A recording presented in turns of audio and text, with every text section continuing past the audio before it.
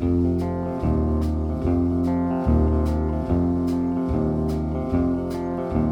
we are at the New Hampshire Sheep and Wool Festival. It's day one, and we have an absolutely blue sky, gorgeous day. We're in the first barn and really looking forward to seeing lots of folks. I'm going to take you in the barn and we're going to take a look around. So here we go, swinging around. Okay, let's go in. I'm going to do a little bit of a tour. Right when you first walk in is stitched by Jessie. She's got these gorgeous bags with all of these fabulous fabrics. But right next to her is our friends at Green Mountain Spinnery. They have fabulous samples. And the great, waving at Kate Solomon, who's already knitting away. And we're going to keep going down. Some beautiful indigo squirrel. We saw them at the last festival. Hello. Hello. How you guys doing? Hi, thanks. Just doing a little thing for the fiber, the Millcast. Okay. And then I love this. This is the Stephen Willett has all this marvelous handmade wooden pieces for all things knitting. And here he is. Really lovely stuff. We'll keep going. Bat and Kill is also here. These are all in the same barn that we're in. And Foster Sheep Farm. Lovely variety. Again, great samples up here. Some beautiful etchings. I'm going to swing around the corner. And we'll eventually get to where Junction Fiber Mill is. Some other lovely, this is a fabulous booth. It has all merino. Just lovely. I should say more than that because I'm seeing, oh yeah, that's a guard, I think llama guarding the merino. And this stuff is so yummy. I got to reach in and squeeze. Oh gosh, that's soft. All merino all the time. And then we swing around and we are at the Englishman Bay Handmade Sheep and Alpaca. We'll keep coming down, and this is our row. The crowds are only just now starting to trickle in. And we've got, this is the Cotswold Coopworth booth. There's raw, sorry, go ahead, go on. No, that's all right. This is raw fleece, just beautiful, beautiful Coopworth. Look at that. Spectacular. So this booth, you can buy it raw, then you can scour it on your own and spin it, or there's roving, where it's already been cleaned, or you can go for the yarn. Great booth, all in support of Coopworth. Great natural colors, hand-dyed, and then we're going to come around to Junction Fiber Mill, where our booth is all set up. Lots of color, obviously. And we'll see how it's going to go. We have all of our making tracks is on display with some bright lights to punch up the colors and our samples. And then what we're really loving is our solids, which is with that 1,000 pounds. And it's our farm fresh BFL blend. Gives you a sense of some of the colors. Yeah, so we're looking forward to a good day.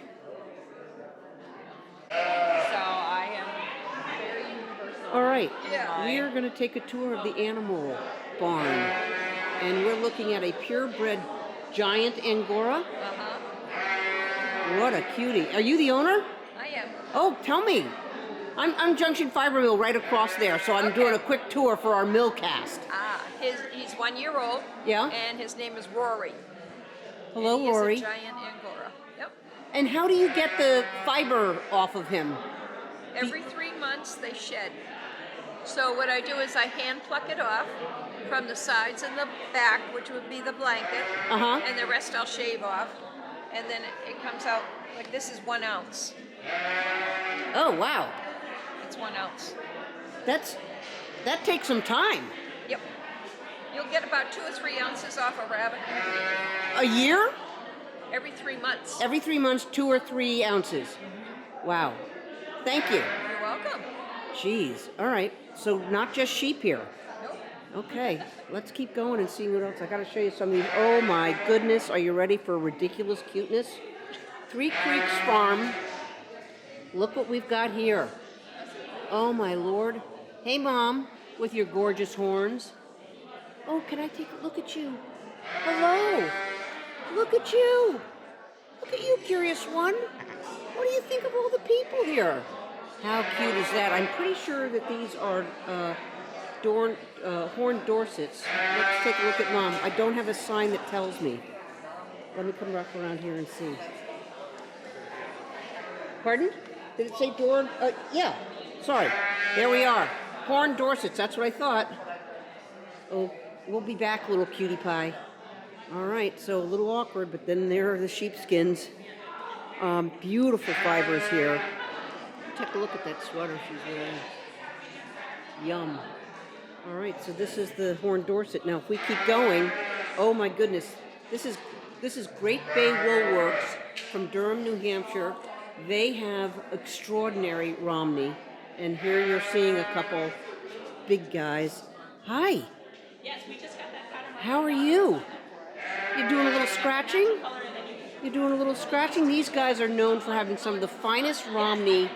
Let me get through some of the finest Romney on the East Coast. They win prizes all the time. That's Teresa there, letting folks know. Wow. Just gorgeous.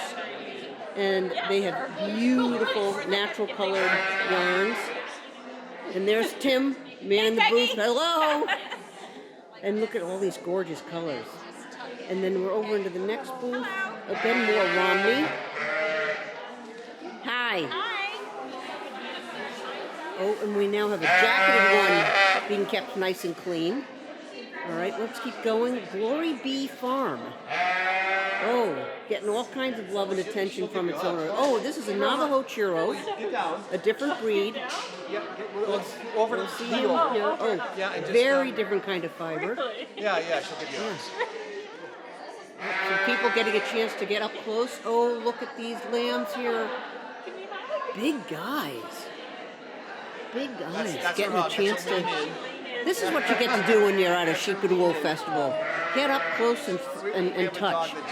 So let's just keep moving along here. Oh my goodness, you ready for some, well, I want to say Dr. Seuss, but that's not being fair. Take a look at these guys. Wow.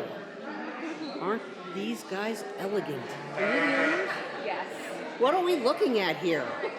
Addie and Mickey. Tell me again, who are we looking at? Addie and Mickey, 2 alpacas. Wow, it looks like they were recently shorn. They were shorn yesterday morning. Wow. Fresh. Look at them. And what do you do with their fiber? We send it out to different mills to get processed and made into different items, whether it's yarn or blankets or hats and gloves. Wow. How long have you been doing this?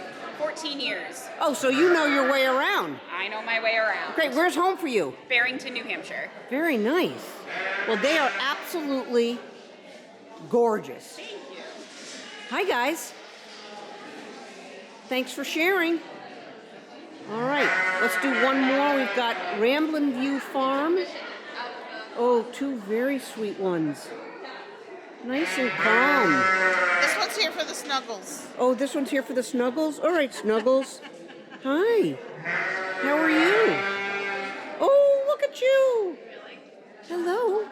Yes. Very good. And here's your companion. Are you here for Snuggles too?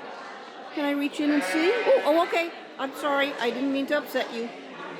But yes, the other one clearly likes the Snuggles, right? Yeah.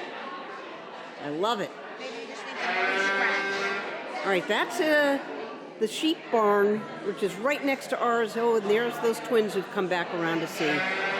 Let's leave taking a look at them again. Oh, yeah. I am in the Good Karma booth.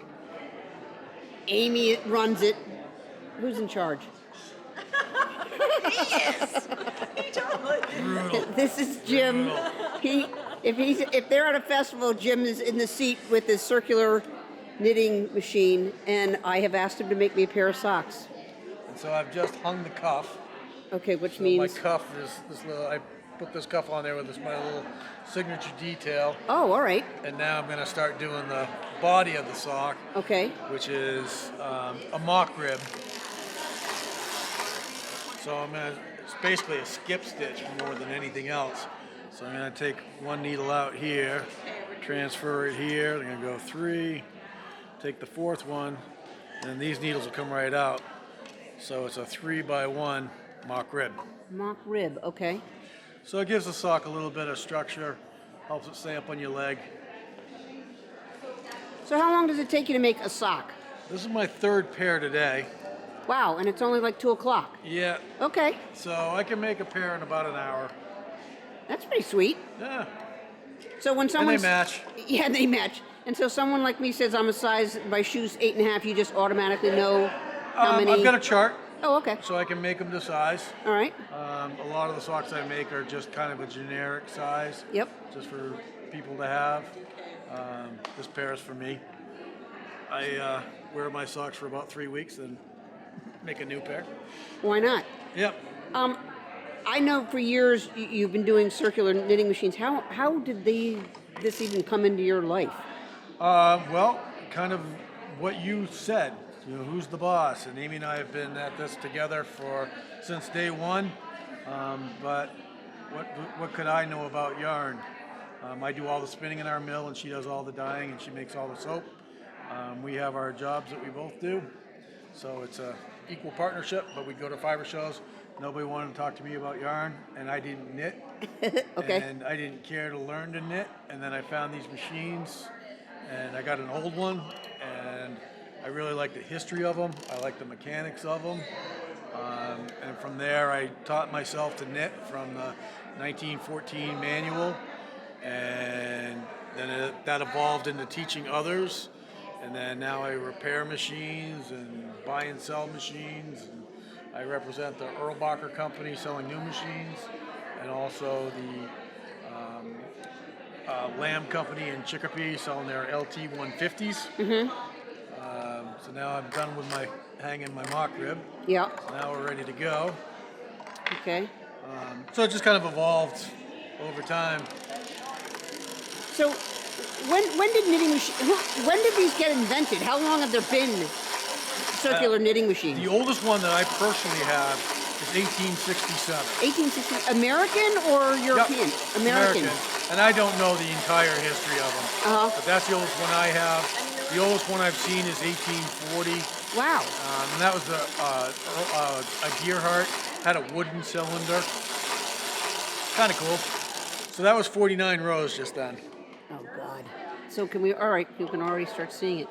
Get down from the middle. So cool. So now I'm going to start putting these needles back in, Oh right. Okay. because you need all the needles in to turn a heel. Okay. Wow. Would you say that there's always been an interest, or is the interest growing, dying? It's kind of ebbed and flowed. That's what I figure. Yeah. Their first golden year was probably the 1890s to the 1930s. And then they kind of came back in the mid to late 70s Yeah. through the 90s, and then in the 2000s it just kind of exploded again. And there's 4 different manufacturers. There's this one, which is the Erlbacher, which is made in Cape Girardeau, Missouri. There's another one called the True Knit, which is also made in Cape Girardeau. There's a Chambord, which is made up in Quebec. And there's Anzac, which is a New Zealand auto knitter, and that's made in New Zealand. Huh. So they're all very similar but very different.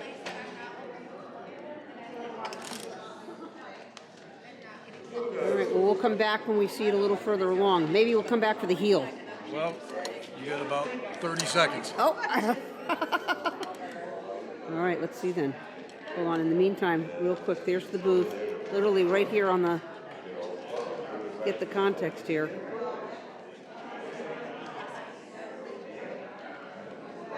All right, so we'll come in for the. I like the division of labor that you have in your booth. Makes sense. Well, it depends on what show we're doing. You know, a lot of shows I'm asked to bring my sock machine and demonstrate, and we don't take a sock machine to Rhinebeck. It's just too busy. Too crazy? Yep. Yeah. All right, so now So you've got weights there to. pull the knitting down, otherwise it will ride up and Right, barf okay. off. Yep. So right now, I am right here in the sock. Okay. So I'm at my freeheel. Okay. So I'm going to do 15 rows of freeheel.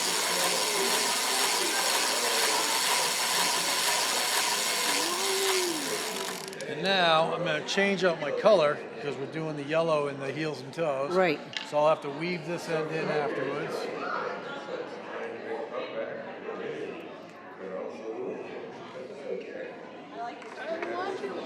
So the heel is going to be in this yellow. Yep.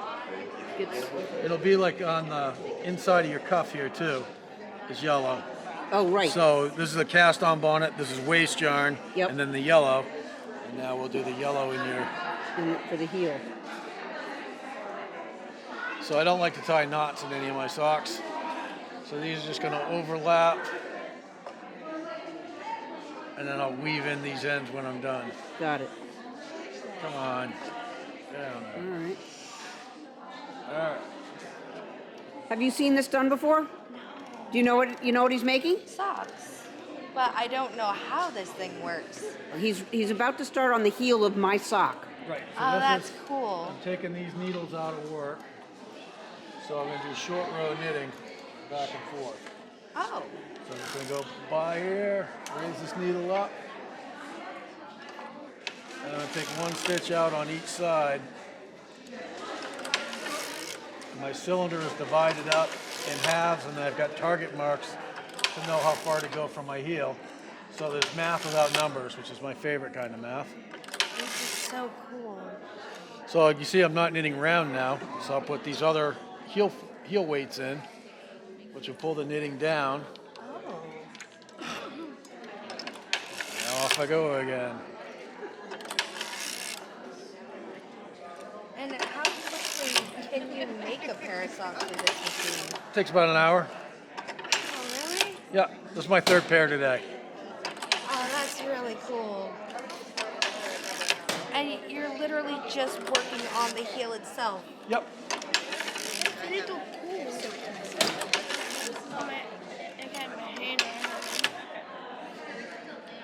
Move my weights up when they're not doing their thing anymore. So by having the weights there, you're creating the tension that you normally would if you were normal knitting? I don't normal knit. No, I mean, that's what it would be Yeah. like if you... So right now I'm in between my marks, so that means my decrease came out even. So now I'll start my increase. I'll start putting those needles back into work. Oh, okay. And it will form that pocket right there. Oh.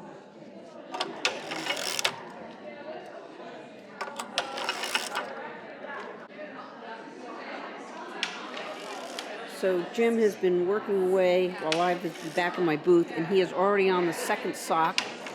I'm at the heel on the second Oh my sock. God, he's at the heel of the second. Here's the first sock.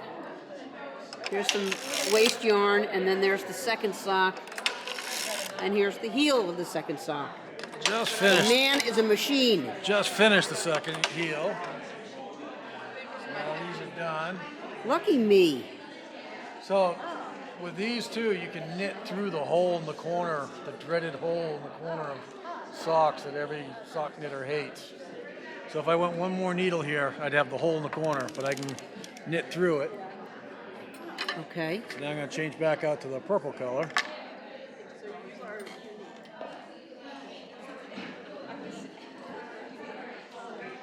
Again, no knots. Oh, right. Okay.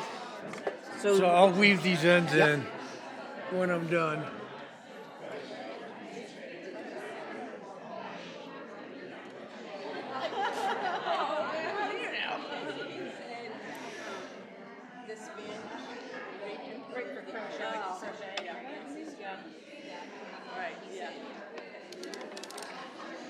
Set my counter back to 0.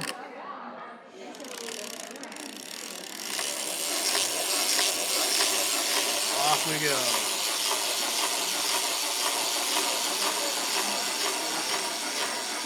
Done in a day Productions. One's Okay. done. Almost done. Close the toe up on this one. I'm just weaving in my ends. Okay.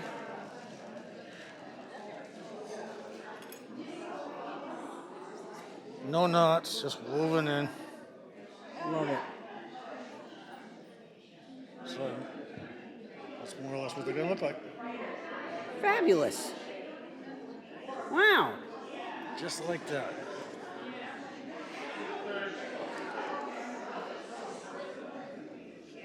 So all this yarn will pull out. Right. Ooh, is that an automatic knitter? Not automatic. Okay. I'm wearing my new sock. Waiting for the second one. Second one is almost done. Closing up the toes. Hot off the circular needle machine press. There is my finished sock made by Jim Grant of Good Karma. Fits perfectly. I got another one to match. And that was the end of day one rather, and we're just getting ready to start up day 2 on Mother's Day. It's a little cool, which is good, sweater weather, and I'm really looking forward to the day. I am in the booth of Acre Fiber Farm and Studio, and I'm going to introduce you to Patty. I'm going to let Patty introduce. She's wearing a lot of hats today. Patty, introduce yourself. Hi, everybody. I'm Patty Williams. I'm the owner of Acre Fiber Farm located in Enfield, New Hampshire. But we are at New Hampshire Sheep and Wool. And here I am the vendor coordinator as well as one of the co-chairs. So I oversee education and help out with merchandising. And our committee has planned so much. We planned for a year for the show. We're on day 2, so please come by. We're open until 4 today. And we are just so excited about the weather and all that we have to offer. You can still sign up for workshops here on site. There's some t-shirts left. There's a kids craft tent with a wonderful lady. Patty, I'm tucked in gonna there. bum you out. Yeah. This is gonna air on Tuesday. Oh, crap. Talk about how much fun everybody had. We had a lot of fun. Do you want to stop it? No, that's okay. You know how to edit? Oh, great! She knows how to edit. Tell me Patty about is yesterday. amazing. We had fabulous crowds Yeah, yesterday. we had fabulous crowds yesterday. So I don't know what the official gate count was. They don't Okay. tell me because I can't keep secrets. But I know it was, the roar was coming out of the buildings yesterday. As I got close, there was just this roar of things. And we had 2 sold-out workshops. We had 10, 15 people in each demonstration that we had. And, our committee is always working to make improvements. We're always looking for volunteers to help. But, yeah, I mean, we live for this weekend. We just live for everything to happen here. Yeah, it's just magical when it all comes together. Well, let's have a great day today. Absolutely. And welcome, everybody. Yeah. You got tell me about the vest you're wearing. So this is the Brookdale vest. It's knit out of the Great Bay Woolworks wool. The pattern was designed by Elizabeth Smith, and I've been asked a million times over the weekend, who did your sweater? Right. So I decided last night. Yep. Hold on, I got to get in on this. This is one of the best Romney farms out there. But what? Here's the book deal by Elizabeth Smith. Take one. How hilarious. It's actually a gorgeous vest. Well done. And no buttons. There you are it. Perfect. Thanks, Wendy. Thanks, Peg. All right, there is a customer in the booth that is knitting, as we all know, the Savory Knitting Pressed Flowers pullover. This is just a few hours away from being done. Look at the colors. Oh my God, I can't wait to see this knit up. So, we're on the very end of the last day, and I know it's the end because Todd has shown up to help me pack up. It's been a good show. Met a lot of people. Again, loved meeting the people who know the Millcast, and thanks everybody for coming. We'll see ya.